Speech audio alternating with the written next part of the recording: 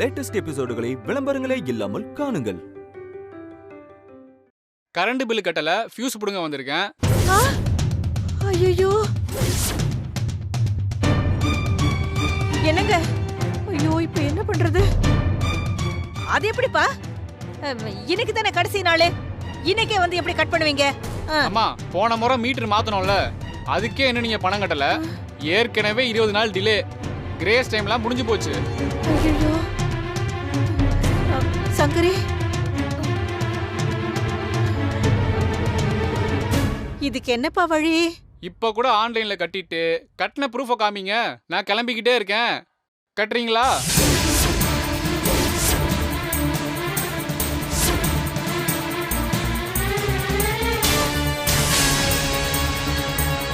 ஏய், இவ வேணும்னே நம்மள வெறுப்பேத்துறா. நீதான் கேயேன். அவகிட்ட போய் என்ன தொங்க சொல்றியா? நீ வேணா கேளுக்கா. நான்லாம் கேட்க மாட்டேன். அக்கா, கரண்ட் பில் கட்டலாம்ல? எனக்கு தான் நீ உதவி பண்ணல. இப்போ இந்த வீட்ல இருக்கவங்களுக்காவது கரண்ட் பில் கட்டலாம்ல? டேய், அறிவு இருக்கா உனக்கு? எதுக்கும் முடிச்சு போடுற நீ? இத்தனை பேர் இருக்கீங்கல்ல, யாராச்சும் ஒருத்தர் கட்டுங்க போங்க. நான் தான் என் அக்கவுண்ட் ஃப்ரீஸ் ஆயிடுச்சுன்னு சொல்றேன்ல. ஜூஸ்லாம் குடிக்கிறல இந்த வீட்ல? என்னடா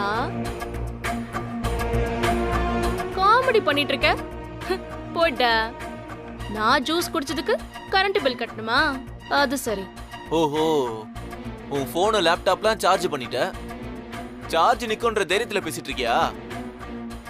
டேய், என்னடா லூசு மாதிரி பேசிட்டு இருக்க? மா, சரிம்மா, நீங்க யார் பில்ல கட்டுறது, எப்படி கட்டுறதுன்னு முடிவு பண்ணிட்டு சொல்லுங்க. நான் போய் வேலையை முடிக்கிறேன். ஏப்பா தம்பி, ஐயோ என்னடி இது? ரஜினி,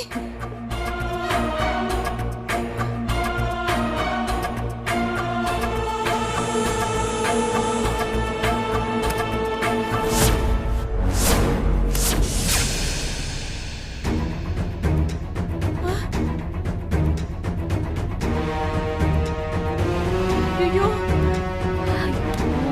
போச்சு. என்னப்பா ஆஃப் ஆயிடுச்சா?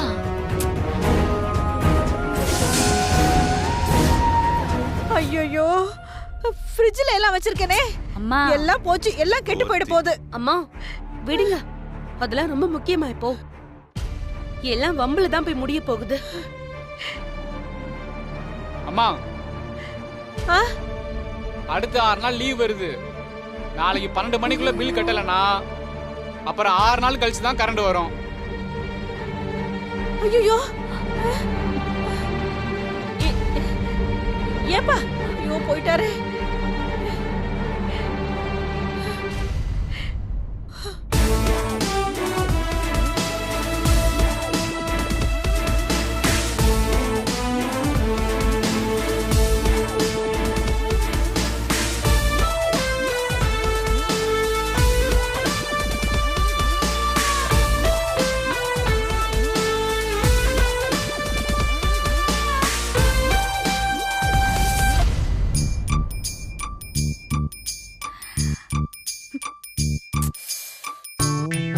எனக்கு விசிறி விடு.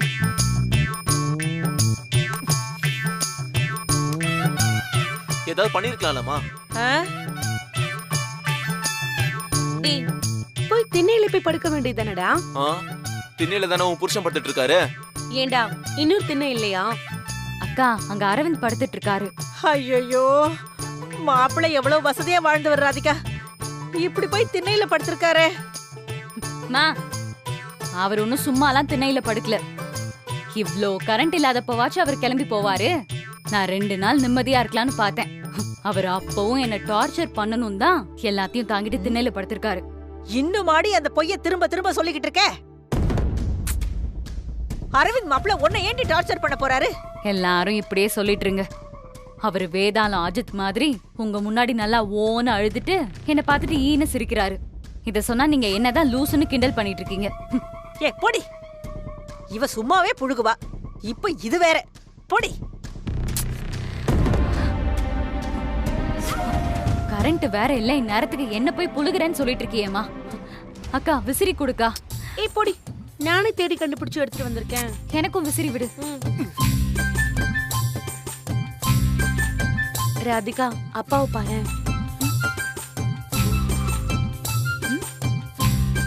அப்பா என்னப்பா செஞ்சிட்டு இருக்கீங்க? ராதிகா, அவரே சொந்தமா ஏர் கூலர் செஞ்சு விசிறிட்டு இருக்காரு. ஏர் கூலரா? அவரு துண்டு தானக்கா வச்சிருக்காரு. அந்த துண்ட தண்ணில நல்லா நனைச்சு கொண்டு வந்து விசிறிட்டு இருக்காரு. ஓ, நெஞ்ச எழுத்த காரி, கடைசி வரைக்கும் இந்த கரண்ட் பில்ல பே பண்ண மாட்டேன்னு சொல்லிட்டாலே. ஏண்டி, உன் புருஷன் கிட்ட சொன்னா ஒரே நல்ல பில்ல கட்ட போறாரு. அதெல்லாம் பண்ண மாட்டாரு. ஏன் பண்ண மாட்டாரு? நான் கரண்ட் இல்லாம கஷ்டப்படுறேன்னு தெரிஞ்சா மொத்தமா அந்த டிரான்ஸ்ஃபார்மரையே லாரி கொண்டு வந்து சாச்சு விட்டுருவாரு.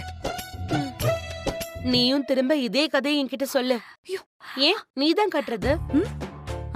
நான் ஏன் கட்டணும்? 6000 ரூபாய் வந்திருக்கு, நீ கட்டேன். ஏய், நானே கஷ்டப்பட்டுட்டு இருக்கேன், நான் எங்க போய் கட்டுறது? நீ என்ன கஷ்டப்பட்டுட்டு இருக்க? நீ ஹோட்டல் நடத்தி காசு ஆட்டைய போட்டுட்டு இருக்கேன்னு எல்லாருக்கும் நல்லா தெரியும். அவ்ளோ பெரிய ஹோட்டல் நடத்துற, நீ கட்ட மாட்டியா? ஏமா என்னடி நீ கட்ட வேண்டியதானே? நான் எங்க இருந்தே கட்டுறது? கடுகு டப்பா உளுந்து டப்பால போட்டு வச்சிருந்த ஒரு 2000 ரூபாய் வச்சிருக்கேன். என்கிட்ட எங்கடி காசு? ஏண்டா முரளி, நீ எம்எல்ஏ பொண்ணெல்லாம் உஷார் பண்ணிருக்க, நீ கட்டலாம்ல. நான் எதுக்கு கட்டணும்? என்கிட்ட காசு இருக்குதா, இருந்தாலும் நான் எதுக்கு கட்டணும்? இது வரைக்கும் சிங்கிள் பைசா கொடுத்துருப்பனா? ஏங்க நீங்க என்னங்க வேடிக்கை பார்த்துக்கிட்டு இருக்கீங்க? நீங்க கட்டலாம்ல. அடி போடி, என்னை பத்தி உனக்கு தெரியாதா? என்கிட்ட என்னமா இருக்கு? ஐயோ, நாளைக்கு வேற பில்லு கட்டலனா 6 நாளைக்கு கரண்ட் வராதுன்னு சொன்னானே, என்னாக போதோ தெரியலையே பகவானே. ஐயோ கடவுளே. நெஞ்ச அழுத்த காரி, முன்னாடிலாம் நம்மள போட்டு தள்ளணும்னு மனசுக்குள்ளதான் நினைப்பா. இப்போ ஓப்பனா செய்ய ஆரம்பிச்சிட்டா. இதுல கொசு வேற கடிக்குது.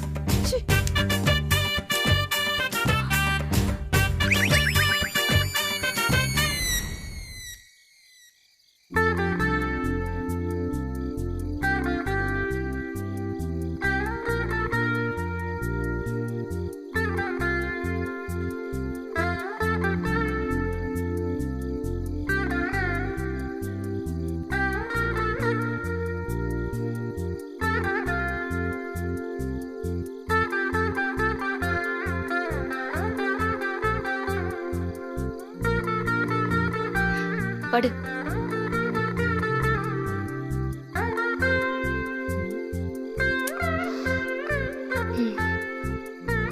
வீட்ல கரண்ட் இல்ல?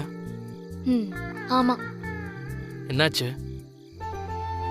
பில் கட்டல, அதான் கரண்ட் கட் பண்ணிட்டாங்க. ஏன் கட்டல? அதான் உன் ஆளுங்க, உன் உளவாளிங்கெல்லாம் இருக்காங்கல்ல, அவங்களாம் இந்நேரம் உனக்கு தகவல் சொல்லிருப்பாங்களே. எதுவும் தெரியாத மாதிரி கேக்குற? இங்க பாருங்க, அவங்களெல்லாம் சங்கடப்படுத்தி தான் என் மேல அன்பா இருக்கிறத ப்ரூவ் பண்ணணும்னு அவசியம் இல்ல. டேய், லூசா நீ? என்ன? இல்ல, லூசான்னு கேக்குறேன். என் அம்மாவையும் தங்கச்சியும் நான் டார்ச்சர் பண்ணா உன் மேல அன்பா இருக்கேன்னு எப்படி அர்த்தமாகும்? உன் மேல அன்பா இருக்கேங்கிறது வேற, அவங்க தப்பு பண்றப்போ அவங்க கிட்ட சண்டை போடுறது வேற. ரெண்டையும் நான் கன்ஃபியூஸ் பண்ணிக்க மாட்டேன். வா.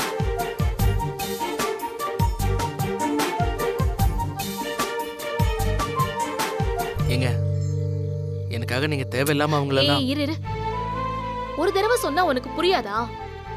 நான் தெளிவா தானே சொல்றேன். சரி, இன்னொன்னு கேட்கலாமா? என்ன? வழக்கமா நீங்க எப்பவுமே இப்படி இருக்க மாட்டீங்களே, இப்ப என்ன புதுசா? என்ன புதுசா?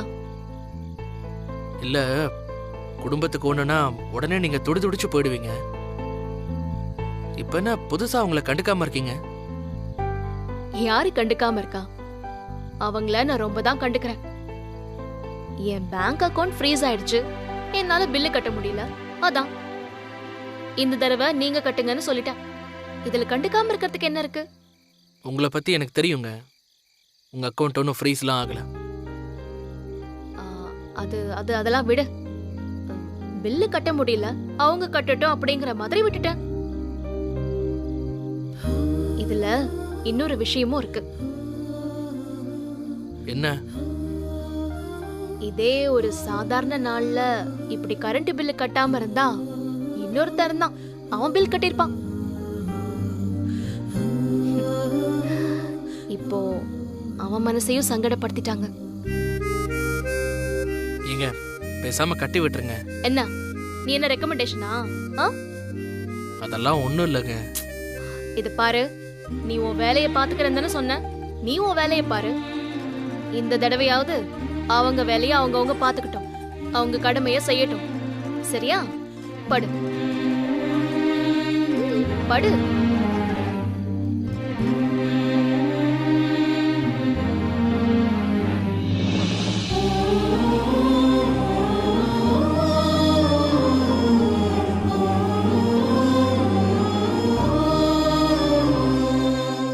என்ன?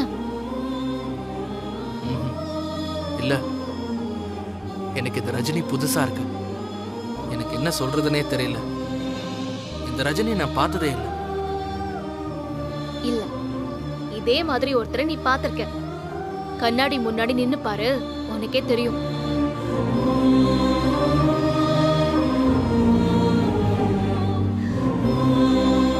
நீ என்ன மாதிரி ஆயிட்டு இருக்க, நான் உன்ன மாதிரி ஆயிட்டு இருக்கேன். அவ்வளவுதான் வித்தியாசம்.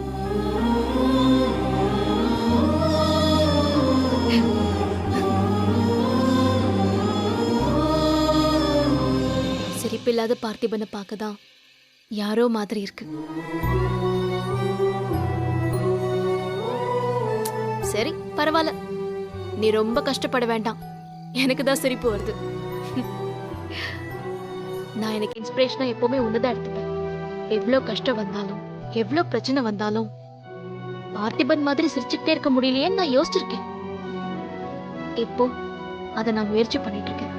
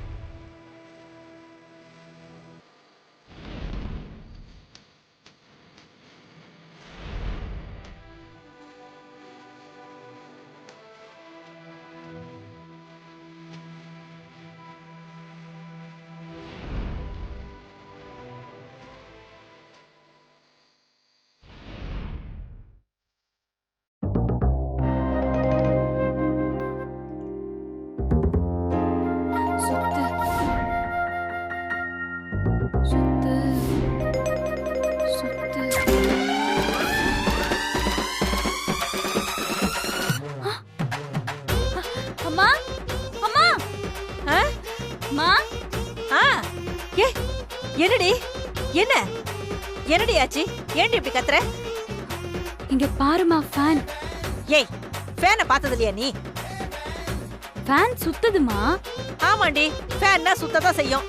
மா, நேத்து ராத்திரி சுத்துச்சா?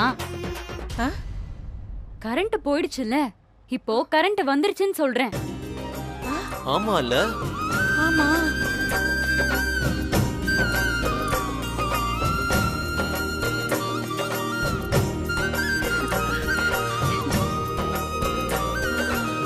பார்த்தேல்ல, ரஜினி பத்தி உனக்கு தெரியாது. என்னதான் இருந்தாலும் அவ கடைசியில பணத்தை கட்டியிருப்பா. ராத்திரியே அவளோட பேங்க் வேலை செய்ய ஆரம்பிச்சிருக்கோம், அதான் கட்டியிருப்பா. அம்மா, அதுக்காகலாம் ஒண்ணும் கிடையாது. அந்த பார்த்திபன் இருக்காருல்ல, கொசு கடையில கஷ்டப்பட்டிருப்பாரு. பார்த்திபனுக்கு அப்படியே வேர்த்து கொட்டி இருக்கும். பார்த்திபன் காலையில பச்சை தண்ணியில குளிக்கணும்ல, அவர் உடம்பு கொத்துக்காதுல்ல, அதனால போய் பணத்தை கட்டியிருப்பா. ஏய், அவ ஏதோ நல்ல விதமா கட்டியிருப்பா, அத போய் நீங்க இப்படி சொல்லி காட்டிக்கிட்டு இருக்கீங்க.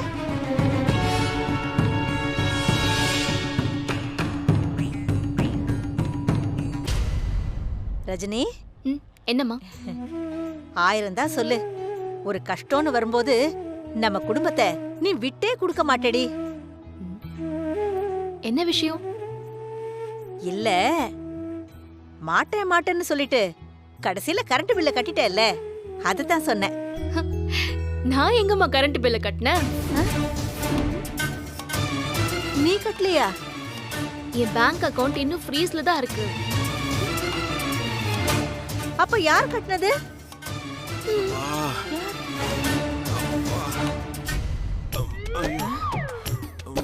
என்னங்க? அப்பா என்னாச்சு? என்னாச்சுப்பா? அப்பா அப்பா பாத்துப்பா. என்ன ஆச்சு? அம்மாடி அம்மாடி, கரண்ட் வந்துருச்சாம்மா? வந்துருச்சுமா. 10 நிமிஷத்துல போட்டு விடுறேன்னு நானுங்க சொன்னபடியே போட்டானுங்கம்மா. அப்பா அம்மா, எப்படிப்பா, என்ன ஆச்சு? முடியலம்மா. நேத்து நீங்க பட்ட கஷ்டத்தெல்லாம் அப்பாவால பார்க்க முடியலம்மா. அதான் கால்நடையா நடந்து மார்க்கெட்டுக்கு போனேம்மா. நான் அங்க போன நேரம் ஒரு லோடு லாரி வந்துச்சுமா, வெள்ளை மண்டிக்கு. அதுல ஒரு 400 மூட்டை இருந்துச்சு. அதை இறக்கி போட்டா ஒரு 6000 ரூபா கொடுக்குறேன்னு சொன்னாங்கம்மா. அதான் அதை இறக்கி போட்டேம்மா. ஒரு 6000 ரூபா கொடுத்தானுங்கம்மா. அதை வாங்கி நேராக இபி ஆஃபீஸ்க்கு போனேம்மா. போனால் ஒரு 5900 ரூபா பில் ஆகுதுன்னு சொன்னாங்கம்மா. அதை கட்டினேம்மா. வீட்டுக்கு போங்கய்யா, ஒரு 10 நிமிஷத்தில் கரண்ட் வந்துடும்னாங்கம்மா. அவங்க சொன்ன மாதிரியே கரண்ட் வந்துருச்சுமா. ஐயோ ஐயோ, என்னப்பா சொல்றீங்க? இல்லம்மா. நீங்களே கரண்ட் பில் கட்டினீங்க? ஆமாம்மா, நான் தான் கட்டினேம்மா. அப்பா, நீங்க சித்தப்பாக்கு கால் பண்ணிருக்கலாம்ல. முதல்ல ஃபோன் பண்ணும்போதே எடுத்தாம்மா. கரண்ட் பில்லு கட்டணும்டா, காசு வேணும்னு கேட்டேன். அதுக்கப்புறம் அவனுக்கு என்ன ஆச்சுன்னு தெரியலம்மா, அதோட அவன் ஃபோனு சுவிட்ச் ஆஃப் ஆயிடுச்சு.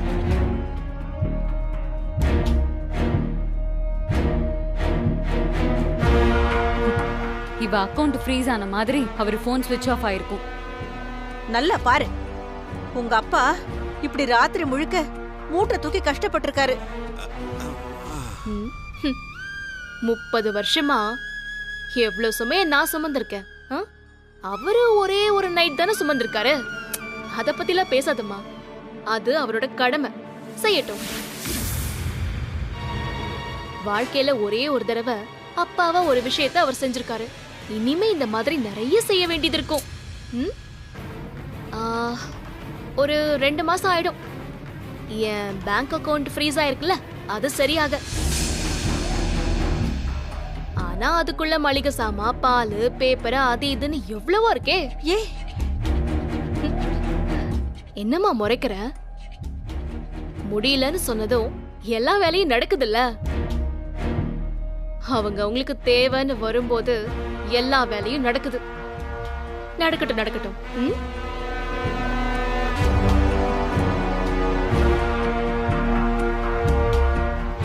நம்மள டார்ச்சர் பண்ணாதான் அவனை சந்தோஷப்படுத்த முடியுங்கிற முடிவுக்கே வந்துட்டா இவ. இனிமே நம்மள டார்ச்சர் பண்ணிட்டே தான் இருப்பா. இதுக்கு என்ன வழி இப்போ? விடுக்கா, அவளா நம்மளான்னு பாத்துரலாம்.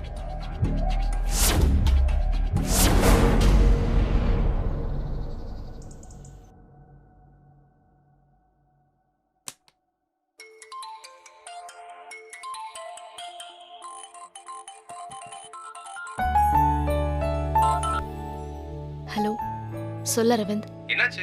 வாய்ஸ் ரொம்ப நல்லா இருக்கு. இல்ல, அப்படிலாம் ஒண்ணும் இல்ல, சொல்லு. அது உன்கிட்ட ஒரு விஷயம் சொல்லணும். Happy first wedding anniversary. என்ன உன் கல்யாண நாளையே மறந்துட்டியா? என்ன ரஜினி, அவ்வளவு கலவரத்தோட நடந்த உன் கல்யாணத்தையே மறந்துட்டியா? புரியுது, உனக்கு இருக்க பிரச்சனைக்கு அதெல்லாம் மறக்கதான் செய்யும். இல்ல ரவிந்த், நடந்த பிரச்சனையில எப்படி மறந்தன்னு தெரியல. புரியுது, எதையுமே செலிப்ரேட் பண்ற மூட்ல நீ இல்ல. எப்படி எப்படியும் லைஃப்ல பிரச்சனை இருக்க தானே செய்யும். அதுக்காக முக்கியமா நல்லா மிஸ் பண்ணக்கூடாது இல்லையா? அதுவும் இல்லாம இது உங்களுக்கு ஃபர்ஸ்ட் வெட்டிங் டே வேற. நானும் நேரா கிளம்பி வந்து வாழ்த்து சொல்லலாம் தான் பார்த்தேன். ஆனா இங்க முக்கியமான மீட்டிங் வேற, அதனால தான் வர முடியல. So sorry. நீயும் பார்த்திபனும் எந்த பிரச்சனையும் இல்லாம சந்தோஷமா வாழணும். சரியா? தேங்க்யூ அரவிந்த். சரி ரஜினி, பை.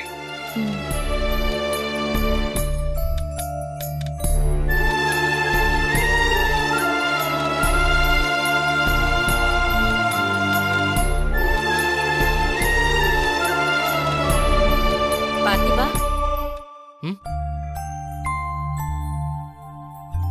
சொல்லுங்க பத்மாமா. கையை கொடு. திருமண நாள் வாழ்த்துக்கள்.